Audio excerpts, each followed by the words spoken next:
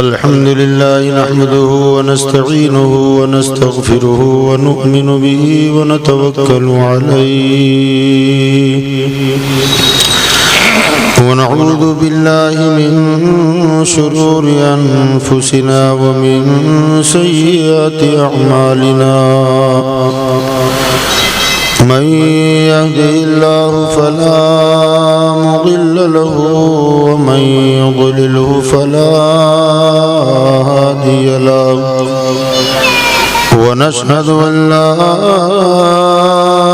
إله إلا الله وحده لا شريك له ونشهد أن سيدنا ونبينا ومولانا وملجانا ومأوانا محمدا عبده ورسوله أما بعد فأعوذ بالله من الشيطان الرجيم بسم الله الرحمن الرحيم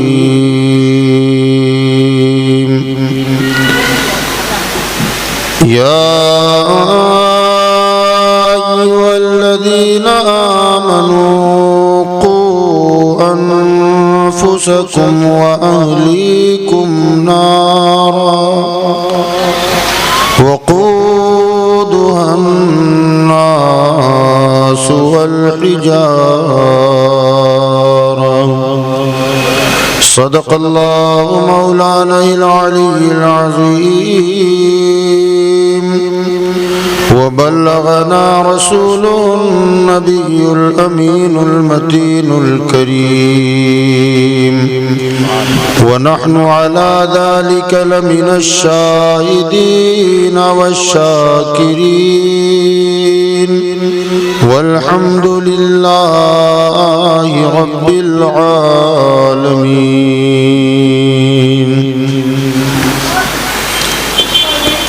ممبر نور پر تشریف فرما علماء کرام و سادات ذویل احترام، دیگر محترم بزرگوں، دوستوں، ہم عمر ساتھی و عزیز بچوں، السلام علیکم ورحمۃ اللہ وبرکاتہ. ان اللہ وملائکتہ یصلون علی النبی یا ایھا الذین آمنوا صلوا علیہ وسلموا تسلیما. اللهم صل على سيدنا ونبينا مولانا محمد وعلى آله وأصحابه وبارك وسلم. صلاة وسلام عليك يا سيدي يا مولاي يا رسول الله صلى الله تعالى عليه وآله وصحبه وسلم. عزیزان ملت اسلامیہ، قرآن پاک کی جس آیہ کریمہ کی تلاوت کا ہم نے شرف حاصل کیا ہے، گزشتہ کل بھی جو حضرات موجود تھے وہ جانتے ہیں کہ اسی آیت کریمہ کو ہم نے عنوان بنایا تھا اور اسی پر گفتگو ہوئی. اللہ تبارک و تعالی ایمان والوں سے ارشاد فرما رہا ہے، اے ایمان والو، بچاؤ اپنے آپ کو اور اپنی اہل و عیال کو جہنم کی آگ سے جس کا ایندھن انسان اور پتھر ہے. وہ جہنم کی آگ جس میں انسان اور پتھر جلائے جائیں گے. اللہ رب العزت نے اس آیت کریمہ میں جو فرمان جاری فرمایا،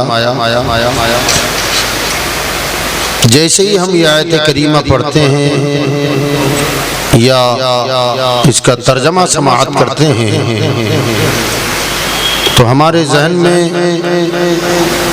یہ خیال پیدا ہوتا ہے کہ کیا ہم اپنے آپ کو جہنم سے بچا سکتے ہیں یا اپنے بال بچوں کو ہم جہنم سے بچانے کی طاقت رکھتے ہیں؟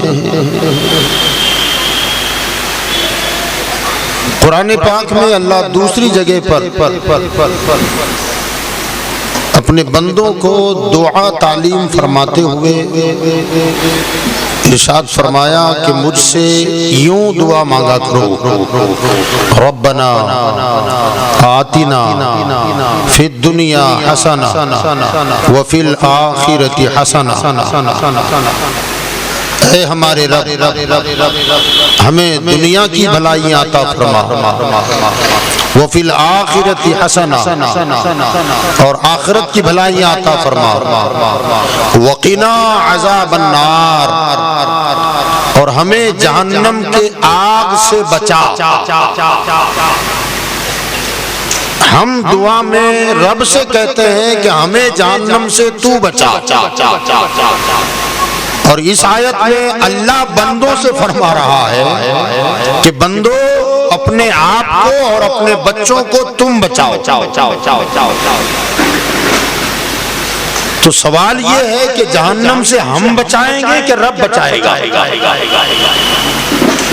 ہم اللہ سے کہتے ہیں کہ مولا تو ہمیں بچا، ہمارے بال بچوں کو تو جہنم سے بچا، اور اللہ ہم سے فرما رہا ہے قُوا أَنفُسَكُمْ وَأَهْلِيكُمْ نَارًا، اے ایمان والو تم خود اپنے آپ کو اور اپنے بال بچوں کو جہنم کی آگ سے بچاؤ۔ تو سوال یہ ہے کہ جہنم سے اللہ بچائے گا یا بندہ بچائے گا؟ کیا ہمارے اندر یہ طاقت اور قوت ہے کہ ہم اپنے بال بچوں کو اور اپنے آپ کو جہنم سے بچا سکتے ہیں؟ اگر نہیں بچا سکتے تو اللہ نے حکم کیوں دی؟ اور اللہ تعالیٰ کی شان یہ ہے کہ اللہ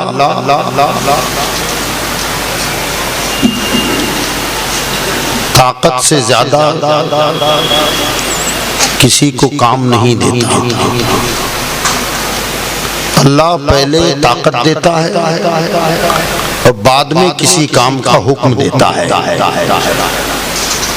قرآن میں اللہ فرماتا ہے لا یکلف اللہ نفسا الا وسعها، کسی جان کو اس کی طاقت سے زیادہ ہم بوجھ نہیں دیتے، تو پہلے طاقت دیتا ہے اور بعد میں حکم دیتا ہے۔ بولو زکوٰۃ فرض ہے؟ جی پوچھ رہا ہوں آپ سے، فرض ہے؟ سب پر فرض ہے؟ جی سب پر فرض ہے؟ نہیں، فرض تو ہے مگر کس پر؟ غریب پر فرض ہے، جس کے پاس مال نہ ہو اس پر فرض ہے۔ اللہ پہلے بندے کو مالدار بناتا ہے تب کہتا ہے زکوٰۃ دے۔ اللہ نے ہم پر آپ پر نماز فرض کی، مگر کیا سب پر نماز فرض ہے؟ سب پر نہیں ہے۔ بچوں پر نماز فرض نہیں، پاگل پہ نماز فرض نہیں۔ اللہ پہلے بالغ فرماتا ہے، جوان کرتا ہے، تب کہتا ہے میرے بندے اب روزہ فرض ہے۔ دولت دیتا ہے تب کہتا ہے اب حج فرض ہے۔ غریبوں پر حج فرض نہیں ہے۔ اسی طریقے سے ہر کام کا آپ لے لیں، اللہ ہر کام کی پہلے طاقت دیتا ہے اور بعد میں آرڈر کرتا ہے، حکم دیتا ہے۔ تو اللہ نے جب اس آیت میں حکم دیا کہ ایمان والو اپنے آپ کو اور اپنے بال بچوں کو جہنم کی آگ سے بچاؤ، تو اس کا مطلب یہ ہے کہ اللہ نے ہمیں پہلے طاقت دی ہے، ہم بچا سکتے ہیں۔ اگر بچانے کی طاقت نہ ہوتی تو اللہ ہمیں کبھی حکم نہ دیتا۔ اب ہم اپنے آپ کو اور اپنے بال بچوں بچوں کو جہنم کی آگ سے کیسے بچائیں، اس کا طریقہ مدینے کے تاجدار نے ہم کو عطا فرما دیا، ہمارے اور آپ کے آقا نے ہمیں بتا دیا، راستہ کھول کھول کے بتا دیا، ہر چیز کو کلیئر کر کے بتا دیا کہ میرے بندو، میرے امتیوں، میرے غلاموں، ڈرو مت، میں تمہیں راستہ بتا رہا ہوں، نیکی کا راستہ چلو گے، بھلائی کا راستہ چلو گے، خیر کا راستہ چلو گے، نیکی کا راستہ چلو گے تو یہ راستہ سیدھے جنت کی طرف لے جائے گا، بدی کے راستے پر چلو گے یا اپنے بال بچوں کو گناہ کے راستے پر چلاؤ گے تو یاد رکھو یہ راستہ تمہیں جہنم کی طرف لے جائے گا، تمہارے بال بچوں کو جہنم کی طرف لے جائے گا۔ تو یقین جانے کہ اللہ تبارک و تعالی نے ہمیں اور آپ کو جو عقل دی، سمجھ دی، شعور دیا، اس شعور کو عطا فرمانے کے بعد اللہ نے ہمیں تعلیم سے بھی نوازا، علم بھی دیا، جیسا گزشتہ کل ہم نے بتایا تھا کہ اللہ تعالی نے ہماری ہدایت اور رہنمائی کے لیے اپنے پیغمبر کو دنیا میں بھیجا۔ کل بتایا تھا میں نے، مشینوں کی مثال دے کر ہم نے سمجھایا تھا کہ چھوٹی مشین ہو تو خالی کتاب چاہ دے کر کے بھیجا جاتا ہے، اور بڑی اور قیمتی مشین ہو تو خالی کتاب دے کر نہیں بھیجا جاتا بلکہ آپریٹر کو روانہ کیا جاتا ہے، وہ مشین کو چلا کر دکھاتا ہے تاکہ چلانے والا سمجھ جائے کہ اس مشین کو کیسے چلانا چاہیے۔ ہم اور آپ بھی اللہ کے کارخانے کی ایک عظیم مشین ہے۔ اللہ نے جب انسانی مشین کو اس دنیا میں بھیجا تو پروردگار نے ہمیں تنہا نہیں بھیجا بلکہ اس مشین کو چلانے کے لیے اللہ نے محمد عربی کو ساتھ بھیج دیا ہے۔ ہمارے آقا دنیا میں تشریف لائے، 63 سال تک دنیا میں رہ کر انہوں نے جو کام کیا وہ حضور نے اپنی ذات کے لیے کبھی کچھ نہیں کیا ہے۔ میں نے کل بتایا تھا کہ سرکار نے اگر کھانا بھی کھایا ہے تو کھانا صرف اس لیے کھایا کہ میری امت کو کھانے کا سلیقہ مل جائے۔ سرکار نے کچھ پیا بھی ہے تو صرف اس لیے کہ امت کو پینے کا سلیقہ مل جائے۔ سرکار نے شادی بیاہ فرمائی صرف اس لیے کہ میری امت کو شادی بیاہ کا ڈھنگ مل جائے، شادی بیاہ کا طریقہ مل جائے۔ سرکار کے بال بچے ہوئے، بیٹیاں ہوئی، بیٹے بھی ہوئے، بیٹے بچپن میں انتقال کر گئے، بیٹیاں بڑی ہوئی، سرکار نے اپنے نواسوں کو اپنا بیٹا سمجھ کر پالا، بیٹے کہہ کر کے پالا، اپنی اولاد کہہ کے پالا۔ ان بچوں کی پرورش اس لیے کی تاکہ میری امت کو اپنی اولاد کی پرورش کا ڈھنگ آ جائے، سلیقہ مل جائے۔ سرکار مدینہ صلی اللہ علیہ وسلم نے خود کی شادی فرمائی اور ایک نہیں 11 نکاح فرمائے، اپنی بیٹیوں کے نکاح فرمائے، اپنے غلاموں کی شادیاں فرمائی، صرف اس لیے کہ امت کو شادی بیاہ کا طریقہ مل جائے۔ اولادوں کی پرورش فرمائی تاکہ لوگوں کو اولاد کی پرورش کا طریقہ مل جائے۔ حضرت سیدنا امام حسین رضی اللہ تعالی عنہ ان کی پرورش فرمائی، فرمایا میرے بیٹے ہیں یہ دو، حسن اور حسین میرے بیٹے۔ حضور نے فرمایا کہ میری اولاد ہے، میرے بیٹے ہیں۔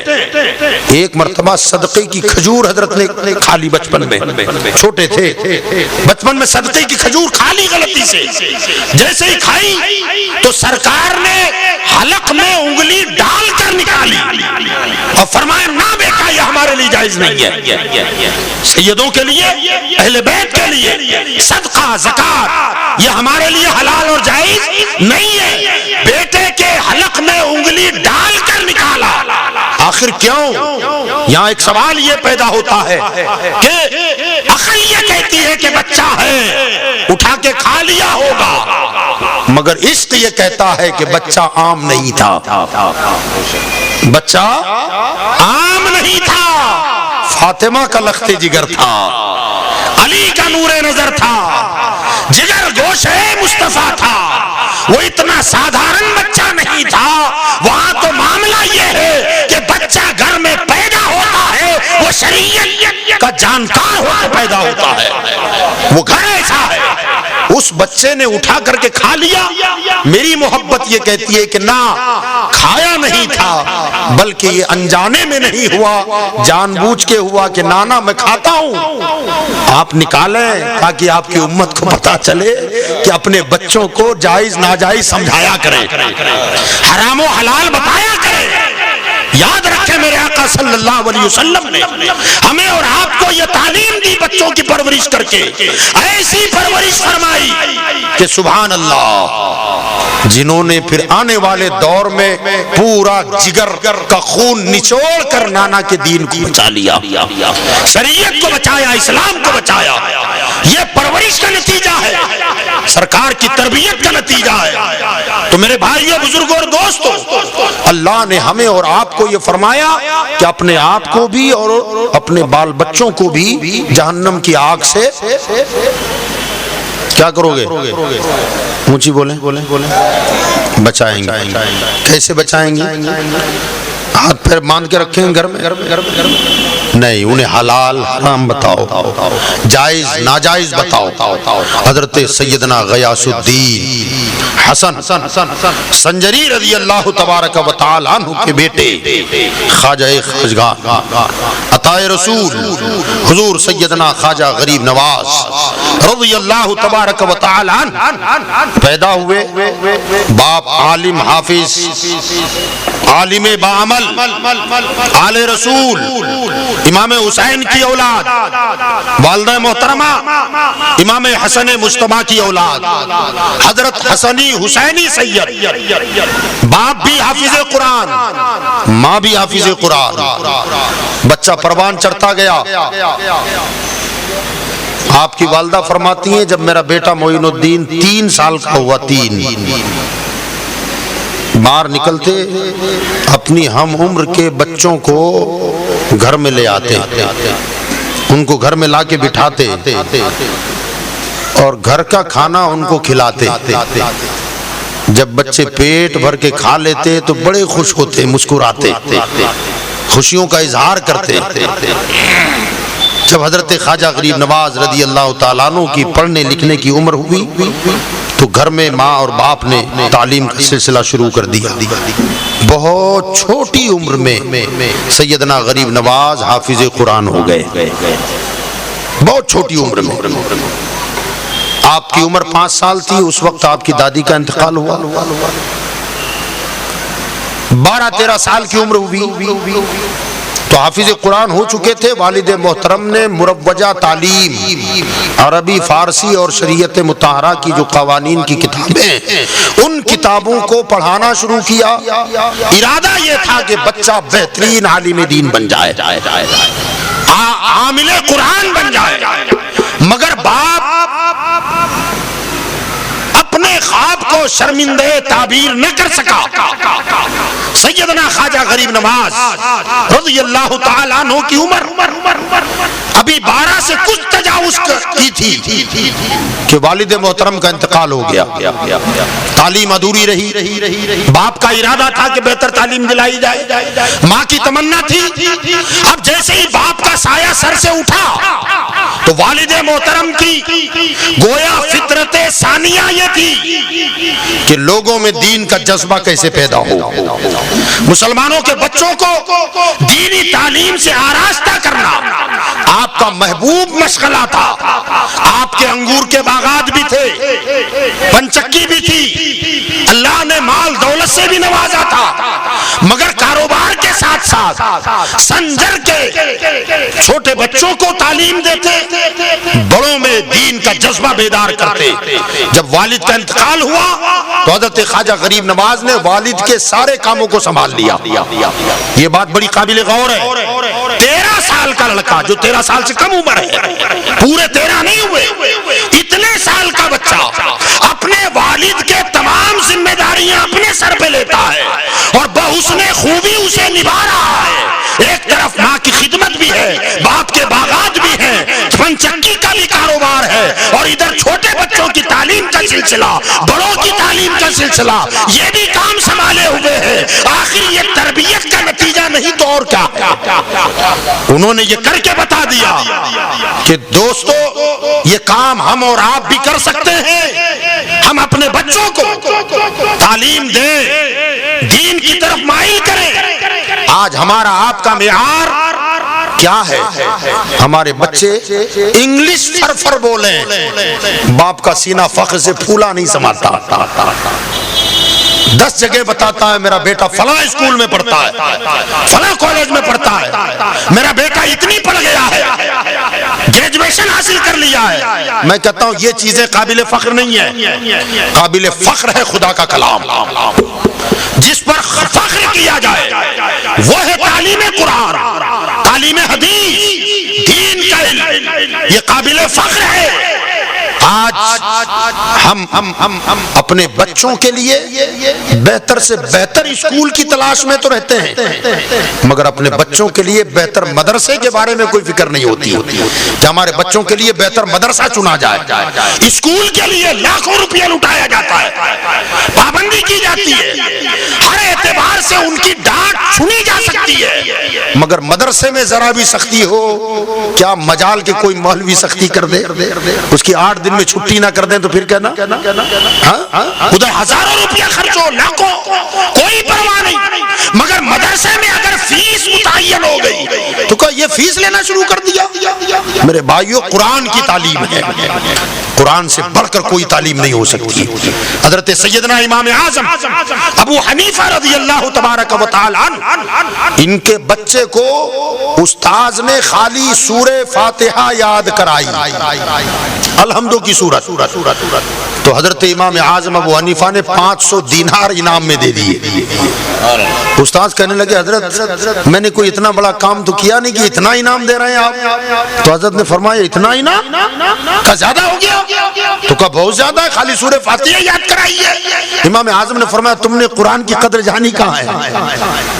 اگر قدر و قیمت قرآن پاک کی جانتے تو یہ نہ کہتے کہ میں نے زیادہ دیا، خدا کی قسم آج اتنا ہی میرے پاس تھا، اگر اس سے زیادہ ہوتا وہ بھی دے لیتا، اور قرآن کے بدلے اگر پوری دنیا دے دی جائے وہ بھی کم ہے، کیونکہ قرآن قرآن ہے، اللہ کا کلام ہے۔ حضرت سیدنا خواجہ خواجگان، میں یہاں ایک بات عرض کر دوں جو ہمارے لیے کافی ضروری بھی ہے، یاد رکھیں ہم فخر کرتے ہیں انگلش بول رہا ہے بچہ، ڈاکٹر ہو گیا، پروفیسر ہو گیا، انجینئر ہو گیا، فلاں ہو گیا، یہ ڈگری حاصل کر لی، اس پر فخر کیا جاتا ہے۔ دین کی طرف ہماری کوئی توجہ نہیں ہے کہ اپنے بچے کو حافظ قرآن بنایا جائے، عالم دین بنایا جائے۔ حضرت سیدنا سید غیاث الدین علیہ رحمت و رضوان اور ان کی اہلیہ محترمہ حضرت سیدہ ام الورا ماہ نور، دونوں کی تمنا تھی کہ بیٹا بنے تو عالم دین بن جائے، بیٹا بنے تو حافظ قرآن بن جائے، یہ تمنا لیے تھے، اور اسی تمناؤں کے بلبوتے، اسی تمناؤں کو لے کر اپنے بچے کو پروان چڑھا رہے ہیں۔ حضرات گرامی یاد رکھیں آج فخر کیا جاتا ہے انگریزی پر، انگلش پر، قرآن کی تعلیم پر کوئی فخر، کوئی جستجو، کوئی تیزی یہ نہیں دکھائی جاتی، سستی، کاہلی، پڑھے گا، ہوگا، دیکھا جائے گا۔ اسکول میں چھٹی نہیں ہوگی، مدرسے میں کئی چھٹیاں پڑ جائیں، اگر سختی ہو تو پھر ہمارے چہرے بدل جائیں، جلال آ جائے، غصہ آ جائے، یہ ساری چیزیں ہمارے یہاں پائی جاتی ہیں۔ میں عرض کرنا چاہتا ہوں دنیا کی تعلیم آپ چاہے جتنی دلائیں، میں اس کا مخالف نہیں ہوں، کرنا نہیں چاہیے، ایجوکیشن ضروری ہے، مگر اہمیت کسے دی جائے، آگے نمبر پر کسے رکھا جائے۔ آج ہم نے دنیا آگے کر دیا، دین کو پیچھے کر دیا، ایجوکیشن کو آگے کر دیا، دینی تعلیم کو ہم نے پیچھے کر دیا۔ یاد رکھیں دنیا کی کتابیں، ہمارے آپ کے بچے اسکولوں میں جاتے ہیں، حال یہ ہے کہ بچہ 12 کلو کا ہوتا ہے اور اس کا دفتر 15 کلو کا ہوتا ہے، ایسا ہے نا؟ بوجھ اٹھائے نہیں اٹھتا، یہ کیفیت ہے۔ اور آپ جانتے ہیں کہ جب ہمارا بچہ انگلش اسکول میں جاتا ہے تو اس کی کتابیں کہاں ہوتی ہیں؟ کتابیں کہاں رکھے جاتا ہے بچہ؟ جی پیٹھ پر۔ اور جب مدرسہ جاتا ہے جب کتاب لے کے نکلتا ہے، اما پارا ہے، ہفتی ہے، بغدادی قاعدہ ہے، وہ ایک ایک کتاب لے کے نکلتا ہے، تو وہ کتاب کہاں ہوتی ہے؟ سینے پر۔ میرے بھائی یہ کتابیں بھی کچھ بولتی ہیں، یہ کتابیں کچھ بول رہی ہیں۔ اسکول جانے والا بچہ اپنی ساری کتابوں کا بوجھ پیٹھ پہ لاتا ہے، گویا وہ کتابیں زبان حال سے کہتی ہے بیٹا جتنا چاہو پڑھ لو، مگر جب قبر میں جاؤ گے تو ہم پیچھے رہ جائیں گے، اکیلے جانا پڑے گا۔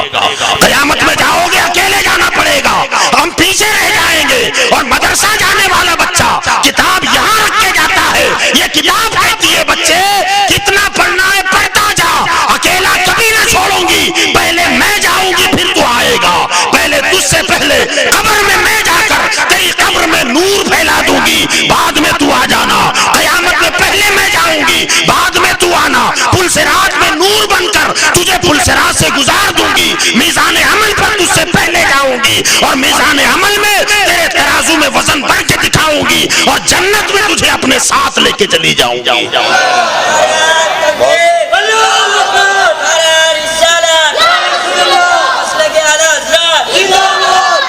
تو میرے بھائیوں اپنے بچوں کی تربیت دین کے معیار پر کی جائے۔ آج چھوٹے کیا اور بڑے کیا، پورا اللہ ماشاءاللہ سب کی بات نہیں کر رہا، مگر اکثر ہمارا حال پورا آوا کا آوا بگڑا ہوا ہے۔ بڑے شادی بیاہ ہو رہی ہے، جوان حرام کاموں میں مبتلا ہے، بڑوں سے کہ بھیا کیا ہو رہا ہے؟ ارے شادی ہے مولانا، چلے گا یار، یہی تو عمر ہے، اس عمر میں نہیں تو کب کریں گے؟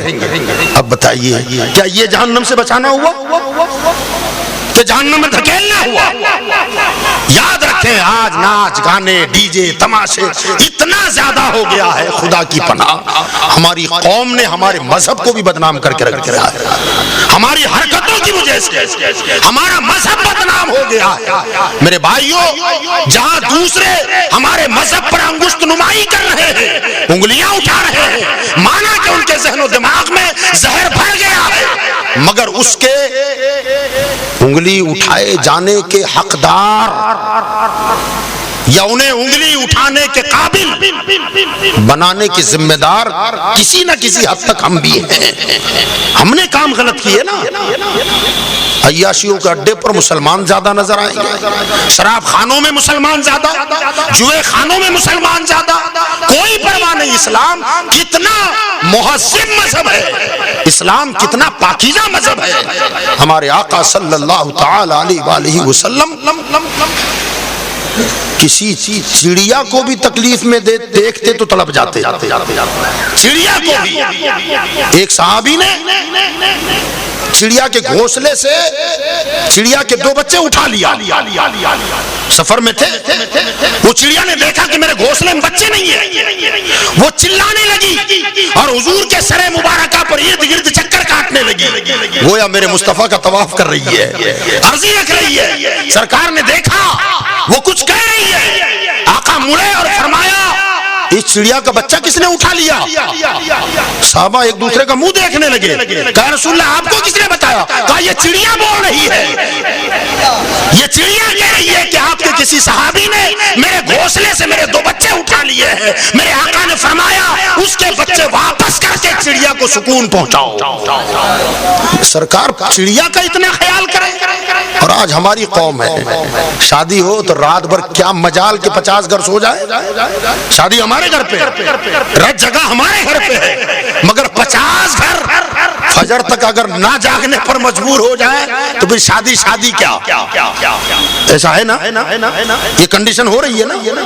جو اتنا ڈیجا بچتا ہے، اتنا ڈیجا، اور پھر کوئی نعت منقبت یہ نہیں، فحش گانے، عورتیں بھی شامل ہیں، مرد بھی شامل ہیں، بچے بھی شامل ہیں، جوان بھی ہیں، اور بوڑھا ہے کہ بیٹھ کے تماشا دیکھ رہا ہے۔ میرے بھائیوں ذرا غور کریں، آپ اس وقت کبھی سوچیں، دن بھر کے تھکے ماندے لوگ اگل بغل میں ہوں گے، رات کو آرام کرنا چاہتے ہوں گے، ان کی نیند تو گئی، چلو یہ تو ٹھیک، مگر ہو سکتا ہے کہ کوئی بیمار پڑا ہو، اس کے کانوں میں جب یہ گانوں کی گونج جاتی ہوگی، اس بیمار کی تڑپنے کی کیا کیفیت ہوگی ذرا سوچو۔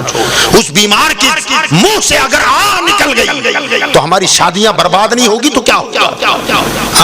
ممکن ہے کہ ایسے وقت میں آج بھی اللہ کے ایسے بندے ہیں جب دنیا سوتی ہے تو اٹھ کے خدا کو یاد کرتے ہیں۔ ہو سکتا ہے کہ اس وقت جب ہماری شادی میں ڈی جے بج رہے ہوں، اس وقت کوئی اللہ کا بندہ قرآن کی تلاوت کر رہا ہو سکتا ہے کوئی نماز پڑھ رہا ہو، یہ بھی ممکن ہے کوئی اللہ کی بارگاہ میں دعا مانگ رہا ہو، اور ہم جب اونچی آواز میں ڈی جے اور باجے اور گانے بجائیں تو ان کی عبادتوں میں خلل پیدا ہوگا، قرآن پڑھنے میں خلل پیدا ہوگا۔ ممکن ہے کہ قرآن پڑھنے والا قرآن بند کر کے رکھ دے۔ وہ تلاوت قرآن روکی کس نے؟ نماز پڑھنے والا سلام پھر کے جا کے سو جائے کہ یار انہوں نے تنگ کر دیا ہے، نماز میں دل نہیں لگ رہا ہے، وہ نماز جو چھوڑ کے چلا گیا اس کا ذمہ دار کون؟ قرآن کی تلاوت چھوٹ گئی، اس کا ذمہ دار کون؟ دعا چھوڑ کے نکل گیا، اس کا ذمہ دار کون؟ بیمار بستر پہ تڑپ رہا ہے، اس کا ذمہ دار کون؟ جب ایسے لوگوں کی آہ نکلتی ہے اور عبادت چھوڑ کر چلا جاتا ہے تو پھر اللہ ایسے لوگوں کو کبھی سرسبز و شاداب ہونے نہیں دیتا، وہ ہمیشہ پریشان رہے گا۔ پھر سوچتا ہے پتہ نہیں مجھ سے کیا غلطی ہو گئی، اللہ کون سے جرم کی سزا دے رہا ہے، پتہ نہیں کون سے گناہ مجھ سے ہو گیا۔ باپو دعا کریں، باپو تعویذ دے دیں، مولانا تعویذ لکھ دیں۔ میں کہتا ہوں میرے بھائی، سب سے بڑی مصیبت تو خود ہم نے اپنے ہاتھوں سے پیدا کر دی ہے۔ روزیاں رک جاتی ہیں کہ روزی کسی نے باندھ دی ہے۔ آج ہی کوئی میرے پاس آیا تھا صبح کہ میں نے کچھ لوگوں کو بتایا حضرت میری روزی کسی نے باندھ دیا ہے۔ میں نے کہا اچھا، یعنی رزاق وہ ہے اور مان بندہ رہا ہے۔ سوچیں آپ، رزاق کون ہے؟ اللہ، رزاق مطلق اللہ ہے، اور روک کون رہا ہے؟ بندہ۔ میں نے کہا میرے بھائی نماز پڑھتے ہو؟ کہا جب ملتی ہے تب پڑھتا ہوں۔ میں نے کہا کب ملتی ہے آپ کو؟ تو کوئی جواب نہیں دیا، میرے خیال سے خالی جمعہ ہی ملتا ہوگا، اس لیے وہ کوئی جواب نہ دے سکے مجھے۔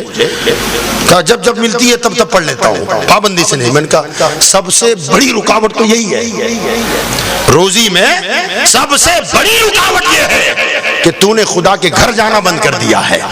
جو رزاق ہے جہاں سے روزی ملتی ہے وہاں جانا تو نے بند کر دیا ہے، اور تو کہتا ہے کہ لوگوں نے روزی باندھ دی ہے۔ روزی لوگوں نے نہیں باندھی، ہمارے آقا صلی اللہ تعالی علیہ وآلہ وسلم نے ایک لمبی حدیث میں ارشاد فرمایا، جہاں بے نمازیوں کی وعید کی باتیں فرمائی ہے، اس میں ایک جز یہ فرمایا رفع اللہ البرکۃ من رزقہ۔ جب بندہ نماز چھوڑتا ہے تو اللہ اس کی روزی سے برکت کو اٹھا دیتا ہے۔ یہ حدیث ہے۔ دنیا ادھر سے ادھر ہو سکتی ہے، آمنہ کے لال کا فرمان کبھی غلط نہیں ہو سکتا، زمین آسمان پہ جا سکتی ہے، آسمان زمین پہ آ سکتا ہے، مگر ہمارے آقا کا کہا ہوا کبھی غلط نہیں ہو سکتا۔ وہ فرماتے ہیں سرکار صلی اللہ علیہ وسلم رفع اللہ البرکۃ من رزقہ۔ جو بندہ نماز میں سستی کرتا ہے اللہ اس کی روزی سے برکت ختم کر دیتا ہے۔ کماتے رہے زندگی بھر، مارا مارا گھوم، جب رزاق نے روزی کم کر دی، رزاق نے برکت اٹھا دی، تو پھر ہمارا تعویذ کیا کام کرے گا؟ کرے گا کچھ؟ اس کے لیے ضروری ہے کہ ہم اسلام پر آ جائیں، لوگوں کی بددعائیں سے بچیں، لوگوں کو تکلیف دینے سے بچیں۔ اسلام کسی کو تکلیف دینے کا نام نہیں ہے، اسلام مصیبت زدہ کو راحت پہنچانے کا نام ہے۔ اسلام پریشان حال کی پریشانی دور کرنے کا سبق دیتا ہے، اسلام بیماروں کی عیادت کا حکم دیتا ہے، اسلام کمزوروں کو مدد کا حکم دیتا ہے، اسلام ننگوں کو کپڑا پہنانے کا حکم دیتا ہے، اسلام بھوکوں کو کھانا کھلانے کا حکم دیتا ہے۔ یہ اسلام ہمیشہ کسی کو دباتا نہیں ہے، دبے ہوئوں کو ابھارتا ہے۔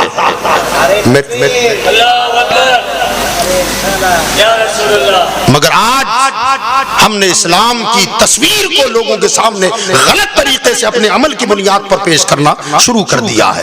میرے بھائیوں، بزرگوں اور دوستوں، بتائیے رہا تھا کہ حضرت خواجہ غریب نواز علیہ الرحمت والرضوان کے والد نے ابتدائی تعلیم پہلے حافظ تو بنا دیا، مگر درس نظامیہ جو اس زمانے میں مروج تھا اس کی تعلیم کی شروعات تو کی، مگر جیتے جی اپنے بیٹے کو عالم دین نہ بنا سکے، سر پہ دستار فضیلت نہ سجا سکے، ان کے جاتے ہی بیٹے نے ساری ذمہ داری، 12 ساڑھے 12 سال کا بچہ ہے، ساری ذمہ داری باپ کی سنبھال لی۔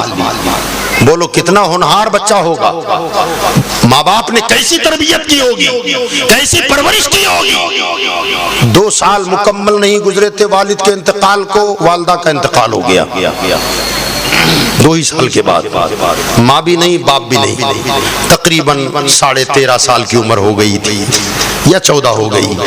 اس وقت یکا تنہا ان کے وارثوں میں جب مال تقسیم ہوا تو حضرت غریب نواز کے حصے میں انگور کا ایک باغ اور پنچکی، یہ 2 چیزیں آئی۔ اب بھی آپ وہ کام کر رہے ہیں، بچوں کو پڑھاتے بھی تھے، نوجوانوں میں دین کی امنگیں بھی پیدا کرتے، اور پھر باغ کی رکھوالی، باغ کی دیکھ بھال، پنچکی کا خیال، یہ کرتے۔ حضرت خواجہ غریب نواز خود اس بات کو آپ نے بیان کیا، فرماتے ہیں کہ میں باغ میں جاتا اور باغ میں میں خود سے کام کرتا تھا، کاشتکاری کرتے تھے، باغ کی کٹائی چھٹائی، پانی کی سینچائی، یہ سارے کام میں خود کرتا اور جلدی جلدی نپٹاتا، اور جب کام سے فارغ ہو جاتا تو کسی پیڑ کے سائے میں بیٹھ کر خدا کے کلام کی تلاوت شروع کر دیتا۔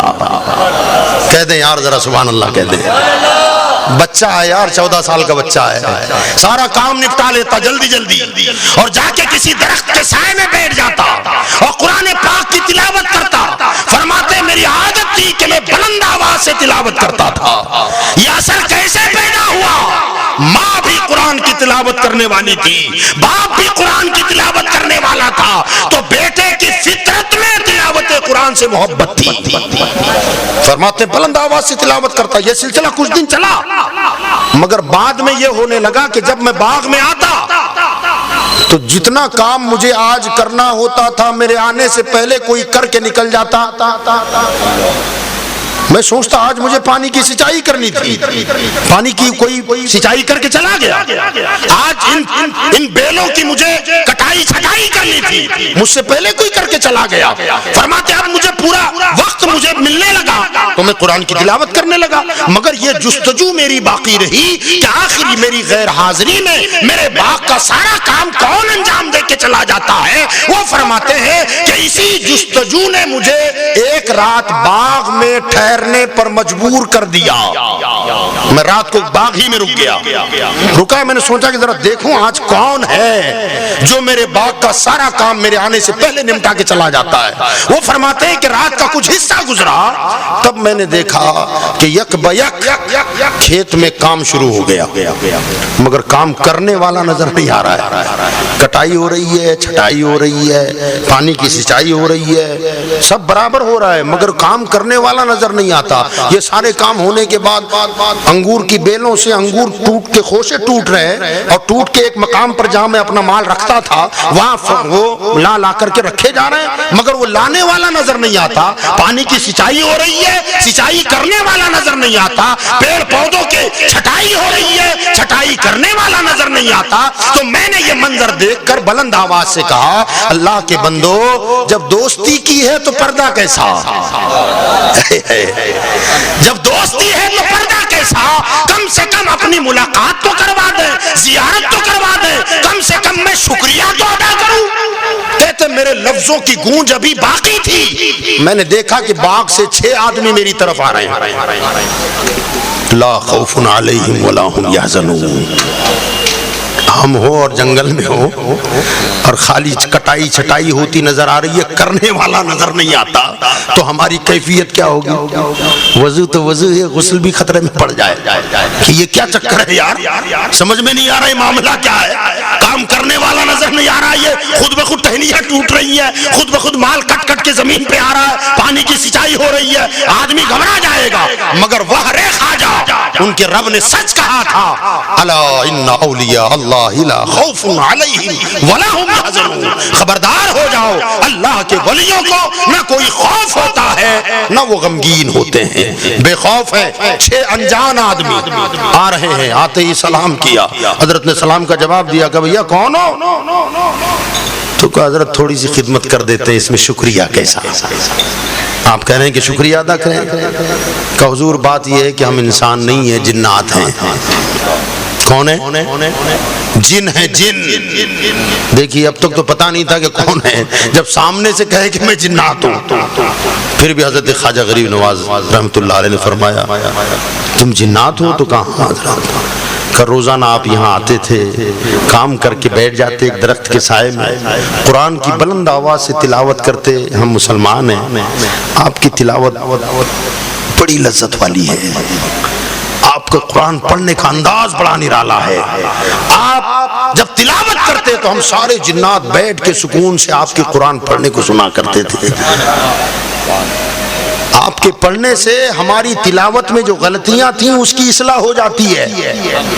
ہم قرآن کو کہیں کہیں غلط پڑھتے تھے, مگر آپ کا سن سن کے ہم نے اپنی غلطی سدھار لی. تو وہ جن کہنے لگے کہ آپ کے پڑھنے سے ہماری تلاوت کی غلطیاں صحیح ہوئی, تو اس اعتبار سے آپ ہمارے استاد ہوئے. اگر شاگرد استاد کی خدمت کر دے تو اس میں شکریہ کیسا؟ اللہ اکبر. حضرت خواجہ غریب نواز نے فرمایا کہ ٹھیک ہے, مگر شکریہ ادا کرنا میرے مصطفیٰ کی سنت ہے. واہ رے بچہ ہو تو ایسا ہو, میرے آقا کی سنت ہے. بہرحال شکریہ تو ادا کرنا چاہیے. فرماتے اس دن سے پھر پردہ ختم. ملاقاتیں ہوتی تھیں, آتے تھے جاتے تھے, کچھ دینی مسائل پر گفتگو ہوتی, مجھ سے سیکھتے, میں قرآن کی تعلیم دیتا, آقا کے فرمان ان کو بتاتا. فرماتے اس کے بعد یعنی 13.5-14 سال کے آس پاس کی عمر کا بچہ ہے, اور اسی وقت جناتوں کا استاذ بن گیا ہے. ذرا سوچو, جب گود میں عالم شباب, حال شباب کچھ نہ پوچھ, جب چھوٹ بچپن کا یہ عالم ہے تو خواجہ کی جوانی کا عالم کیا ہوگا, اور جوانی کا وہ عالم ہے تو آقا کی شیخیت کا عالم کیا ہوگا. جب بڑھاپے میں پہنچے ہوں گے تب آپ کا مقام اور مرتبہ کتنا بلند ہو گیا ہوگا. حضرت خواجہ غریب نواز علیہ الرحمت والرضوان فرماتے ہیں کہ اس کے کچھ دنوں کے بعد اچانک میرے باغ میں ایک مجذوب بزرگ تشریف لائے. جیسی وہ آئے تو خواجہ غریب نواز رحمۃ اللہ علیہ فرماتے ہیں کہ میں نے بڑی تعظیم کی, ان کی بڑی عزت کی. آج ہمارے بچوں کو بتانا پڑتا ہے بیٹا بیٹا ہاتھ چوم ہاتھ چوم. وہ آئے گا بھی تو ایسے کر کے ہاتھ ملا کے چلا جائے گا. باپ نہیں کہتا, باپ اسے پہلے بتاتا ہے کہ بیٹا ایسے نہیں, ہاتھ چومو, سید صاحب ہیں, دستبوسی کرو, یہ کرو. اور کتنے تو وہ ہیں کہ پرواہ نہیں ہے بچہ کدھر ہے, ہم خود فیض لینے ختم ہو گیا. حضرت سیدنا خواجہ غریب نواز کو بچپن سے بزرگوں کی تعظیم کا طریقہ بتایا گیا ہوگا, سکھایا گیا ہوگا.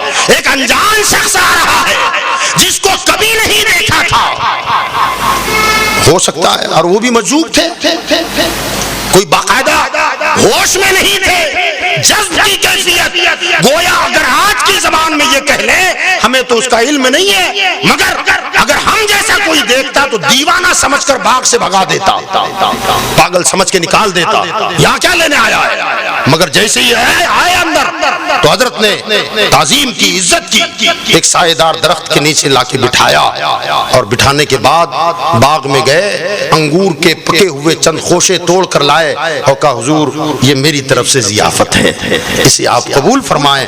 انہوں نے لیا اور لے کر, بڑی مستی میں تھے وہ, جذب کی کیفیت تھی, اپنے انداز میں ایک ایک دانہ ایسے توڑ کر کے منہ میں ڈالا, ایک دانہ انگور کا, اور ڈال کر کے فرمایا واہ واہ, اس میں تو غیاث الدین حسن کے زہد کی مٹھاس لگ رہی ہے. دوسرا دانہ توڑا اور پھر منہ میں ڈالا, فرمایا واہ واہ, اس میں ام الورا کے تقویٰ کی خوشبو آ رہی ہے. سبحان اللہ. فرماتے ہیں تیسرا دانہ توڑا اور توڑ کر جب منہ میں ڈالا تو فرماتے ہیں سبحان اللہ اس میں تو معین الدین کے خلوص کی خوشبو آ رہی ہے. چوتھا دانہ توڑا اور پھر منہ میں ڈالا اور منہ میں ڈال کر ارشاد فرمایا اس میں تو چشت کی بہار نظر آ رہی ہے. حضرت خواجہ غریب نواز سوچنے لگ گئے. پھر کہنے لگے حضرت ان باتوں سے ایسا لگتا ہے کہ آپ میرے بارے میں بہت کچھ جانتے ہیں مگر آپ کی کچھ باتیں تشریح طلب بھی ہیں. کہ وہ یہ آپ نے فرمایا کہ یہ چشت سے مراد کیا ہے. چشت کیا ہے سنا ہی نہیں تھا پہلے کبھی. حضرت یہ چشت کیا ہے تو فرمایا بیٹا تم جاننے ہی کے لیے پیدا ہوئے ہو وقت آئے گا تو جان جاؤ گے. کہنے لگے آج وہ وقت آیا ہے مجھے لگتا ہے. وہ مجذوب کہتے ہیں آج وہ وقت آیا کہ آج میرے جذب کی آگ پر سلوک کی بارش برسے گی. جو برسوں سے رگوں میں آگ لے کے گھوم رہا ہوں آج اس کے ٹھنڈا ہونے کا ٹائم آ گیا ہے. کہ میرے پیر نے مجھ سے کہا تھا کہ یہ امانت تجھے دے رہا ہوں. جو جذب کی آگ میرے رگوں میں میرے مرشد نے بھڑکائی تو میں بےتاب ہو گیا بےقرار ہوا اور فرمایا کہ اگر اس آگ کو ٹھنڈا کرنا چاہتا ہے تو میں تجھے ایک امانت دے رہا ہوں. ایک کھلی کا ٹکڑا دیا تھا کہ اسے لے مگر اس کے کھانے کی شرط یہ ہے کہ تلاش کر جہاں معین الدین حسن ملے گا آدھا اس کا حصہ ہے آدھا تیرا حصہ ہے. پہلے اسے کھلانا بعد میں تم کھا لینا اور جب یہ ٹکڑا کھا لو گے تو تمہارے جذب کی آگ کو سلوک کی بارش مل جائے گی. حضور آپ کا نام کیا ہے غریب نواز نے فرمایا تو کہا یوں تو میرا نام حضرت سیدنا کہنے لگے میرا نام ابراہیم قندوزی ہے مگر لوگ مجھے دیوانہ کہتے ہیں. لوگ مجھے دیوانہ کہتے ہیں. پھر کہنے لگے ہاں سچ تو کہتے ہیں میں اپنے پیر حاجی شریف کا دیوانہ ہی تو ہوں. حضرت نے فرمایا غریب نواز نے کہ حاجی شریف کون تو فرمایا جان لو گے وقت آئے گا تب جانو گے. وہ ٹکڑا نکالا آدھا دیا حضرت کو آدھا خود تناول فرمایا اور فرماتے ہیں کہ میں ادھر وہ چبانے لگا حضرت اچانک اٹھے اور اتنی تیزی سے نکل گئے کہ پتہ ہی نہیں چلا کہ گئے یا غائب ہوئے. وہ کھانے کے بعد پھر میرے دل کی دنیا بدل گئی. دنیا مجھے تاریک نظر آنے لگی. خیال آنے لگے کہ دنیا کیا ہے کیوں ہم اس کے پیچھے دوڑ رہے ہیں. اصل چیز تو آخرت ہے. بس فرماتے ہیں پھر دنیا سے دل اچاٹ ہو گیا. میں نے اسی دن اپنا باغ بھی بیچ دیا پنچکی بھی بیچ دی اور سب کچھ بیچ باچ کر اس میں سے مال جتنا بھی آیا تھا اکثر حصہ غریبوں اور فقیروں میں تقسیم کر دیا. کچھ مختصر سا بچا. بس دل میں ایک بھوک تھی کہ میرے والد اور والدہ کا جو خواب تھا مجھے وہ پورا کرنا ہے. میرے والد نے یہ سپنا دیکھا تھا کہ مجھے وہ عالم و فاضل دیکھنا چاہتے تھے مجھے وہ مفسر و محدث دیکھنا چاہتے تھے. میں اب وہ بننا چاہتا ہوں. تھوڑا سا توشہ ساتھ میں لیا کچھ رقم ساتھ میں لی باقی سب غریبوں میں فقیروں میں بانٹ دیا اور علم دین کی تلاش میں نکل پڑے. عمر 14 سال. غور کریں مسلمانوں 14 سال کی عمر میں نکل پڑے. اس زمانے میں بغداد نشاپور سمرقند بخارا یہ علم کے مراکز مانے جاتے تھے. بڑے بڑے جید علماء نے اپنے علم کی مسندیں یہاں سجا کے رکھی تھیں. حضرت خواجہ غریب نواز علیہ رحمت و رضوان فرماتے ہیں کہ ان 3-4 مقامات پر علم کا ڈنکا بج رہا تھا. میں سوچ رہا تھا کہ جاؤں تو کہاں جاؤں. آپ فرماتے ہیں کہ میری نظر سمرقند پہ پڑی اس لیے کہ سمرقند کے جو جید اور بڑے اکابر علماء تھے ان علماء میں کچھ میرے والد کے دوست بھی تھے. میں نے سوچا کہ وہاں جا کے تعلیم حاصل کریں. سنجر سے نکلے 14 سال کا بچہ ہے. کچھ کھانا پانی ساتھ لے کر ایک مشکیزہ چھوٹا سا کھانے کا سامان کچھ تھوڑی بہت اشرفیاں تھیں وہ لے کر کے نکل پڑے. پیدل پیدل سفر، لقو دق صحرا، ویران جنگل، بیابان، ریگستان، پہاڑیاں عبور کرتے کرتے کرتے گزر رہے ہیں.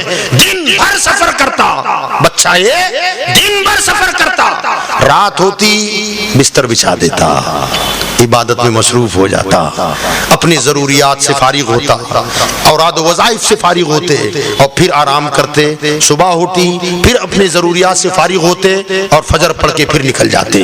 سفر شروع ہے. یکا وہ تنہا مسافر ہے اور دین کا مسافر ہے، اسلام کا مسافر ہے، شریعت کا مسافر ہے، سنت رسول کا مسافر ہے، حدیثوں کا ذوق لے جا رہا ہے، قرآن کے علم کی چاشنی لے جا رہی ہے. یکا تنہا گزرتے جا رہے ہیں. آپ فرماتے ہیں اسی جنگل و بیابان سے میں گزرتا جا رہا تھا، کئی دن ہو چکے تھے، اکیلا سفر کر رہا تھا. اچانک ایک جنگل میں مجھے چلچلاتی دھوپ میں دوپہر کے وقت دو بندے نظر آئے جو چلچلاتی دھوپ میں بیٹھے ہیں.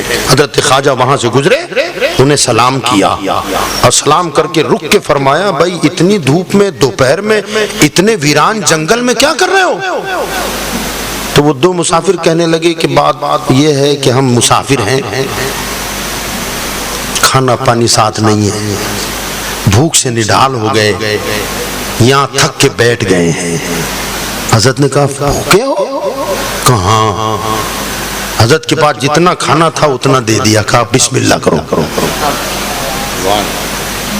مسافر خود ہیں، وہ لوگ کہہ رہے ہیں کہ ہم بھوکے ہیں، پیاسے ہیں، تھک ہار کر یہاں بیٹھ گئے. حضرت نے اپنا پورا کھانا دے دیا، فرمایا بسم اللہ کرو، اپنا سمجھ کے کھاؤ. پانی کا مشکیزہ بھی بڑھا دیا. وہ دونوں ٹوٹ پڑے. اس وقت تک ان دونوں کا ہاتھ نہ رکا جب تک کھانا پانی پورا نہ کر لیا. جب مکمل ہو گیا تو کہنے لگے بیٹا تمہارے پاس کچھ ہے پیسہ ویسا بھی؟ تو حضرت نے جتنا پیسہ تھا نا سب دے دیا اور فرمایا کہ اس سے اگر تمہاری ضرورت پوری نہ ہوتی ہو تو مجھے معاف کرنا، اس سے زیادہ میرے پاس نہیں ہے. واہ رے غریب نواز، غریب آئے ہیں در پر تیرے غریب نواز. کرو غریب نوازی میرے غریب نواز، تمہارے در کی کرامت یہ بارہا دیکھی. غریب آئے ہیں اور ہو گئے غریب نواز.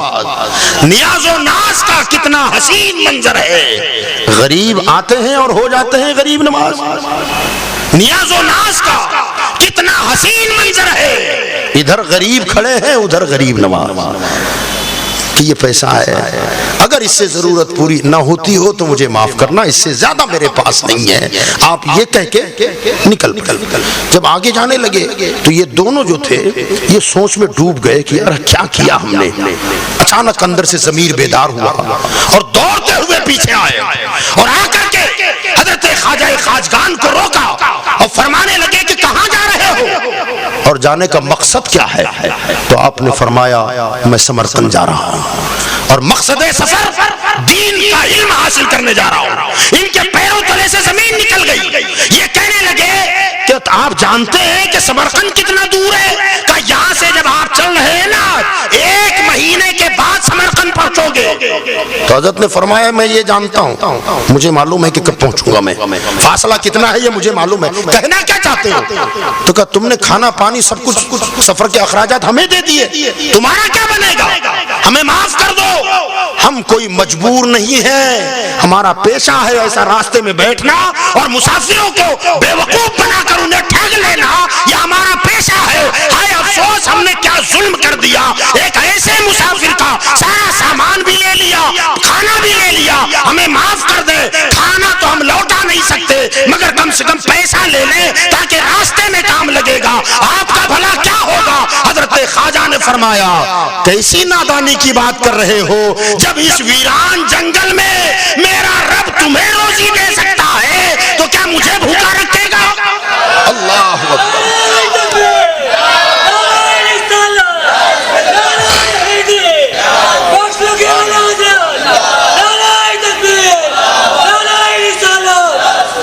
یہ ہے توکل کی دولت، یہ ہے خدا کی ذات پہ بھروسہ، یہ ہے یقین کامل. فرماتے جب اس ویرانے میں تمہیں روزی پہنچا دیا، پانی پہنچا دیا، تو کیا مجھے میرا رب بھوکا رکھے گا؟ وہ رب تمہارا ہے میرا نہیں ہے. وہ رونے لگ گئے، کہا حضرت کھانا تو نہیں دے سکتے مگر یہ پیسہ جو رقم آپ کی ہے یہ تو لے لیں۔ آپ نے فرمایا میں خاندان مصطفیٰ کا چشم چراغ ہوں، دے کے لینا ہماری شان ہی نہیں ہے۔ اللہ اکبر، جو دے دیا سو دے دیا، واہ کیا جود و کرم ہے شہ بتا تیرا۔ وہ گھرانہ کون سا ہے، ان کے جد کریم کون ہے، واہ کیا جود و کرم ہے شہ بتا تیرا، نہیں سنتا ہی نہیں مانگنے والا تیرا۔ لب واں ہیں آنکھیں بند ہیں پھیلی ہیں جھولیاں، کتنے مزے کی بھیک تیرے پاک در کی ہے، منگتا کا ہاتھ اٹھتے ہی داتا کی دین ہے، منگتا کا ہاتھ اٹھتے ہی داتا کی دین ہے، دوری قبول و عرض میں بس ہاتھ بھر کی ہے۔ ادھر ہاتھ اٹھایا اور ادھر دامن میں ڈال دیا، ادھر دامن پھیلایا اور ادھر دامن بھر گیا۔ یہ گھرانہ وہ گھرانہ ہے تو میرے بھائیوں بزرگوں اور دوستوں، حضرت خواجہ خواجگان خواجہ معین الدین حسن سنجری ثم اجمیری رضی اللہ تبارک و تعالی عنہ نے یہ سفر کرتے ہوئے آپ تشریف لے گئے۔ راستے میں اور بھی بہت ساری باتیں وقوع پذیر ہوئی۔ آپ فرماتے ہیں میں ایک مقام پر پہنچا، یہ خدا کی شان تھی، مجھے کوئی جانتا نہیں تھا مگر ایک گاؤں کے اندر جب جیسے میں داخل ہوا تو راستے میں ایک بوڑھی عورت میرا انتظار کر رہی ہے، مجھے کہتی ہے کہ بیٹا بہت لمبے سفر سے آئے ہو اور بہت دور تمہیں جانا ہے، میری گزارش ہے کہ ایک رات میرے گھر مہمان بن جائیں۔ غریب نواز کہتے ہیں کہ میں نے اپنے خدا کی شان سمجھی اور چلا گیا۔ اس نے رات کو کھانا بھی کھلایا پلایا، بستر لگایا، آرام سے مجھے سلایا۔ فرماتے ہیں وہاں سے جب میں بعد میں نکلا تو پھر مجھے ایک قافلہ مل گیا، وہ قافلہ کہیں جانے والا تھا، میں اس میں شامل ہوا تو لوگوں نے مجھ سے پہلے پوچھا کہ کہاں کے ہو، کیا نام ہے، کہاں جانا چاہتے ہو، کیوں جانا چاہتے ہو، ساری تفتیش کر لی کیونکہ مسافر اپنے ساتھ انجانے کو لینا مناسب نہیں سمجھتے تھے۔ جب ساری کیفیت سن لی تو لوگوں کو پتا چلا کہ یہ مسافر کوئی معمولی نہیں ہے، یہ بندہ غریب نہیں غریب نواز ہے۔ اپنے امیر قافلہ کے پاس لے گئے، تعارف پیش کیا، اس کی نظر میں بھی اس نوجوان کی عزت و عظمت بیٹھ گئی اور اپنے ساتھ لے کے چل پڑے۔